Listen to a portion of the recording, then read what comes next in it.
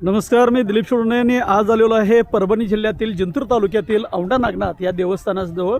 हे देवस्थान जे आहे हे पुरातन काळातील आहे आणि या पुरातन काळातील या मंदिराचे या ठिकाणी जे 4 पिढ्याहून अधिक कोळी, माळी, गुरव आणि भोपी या लोकांच्याकडे येथील पूजा आहे।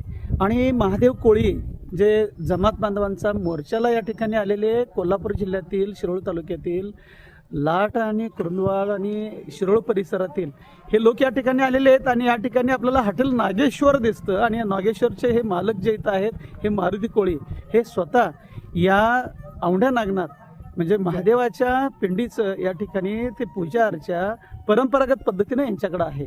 आणि हा एक आपल्या कोळी जमातीचा म्हणजे महादेव कोळी जमात जी आहे ती महादेवाची पूजा करते।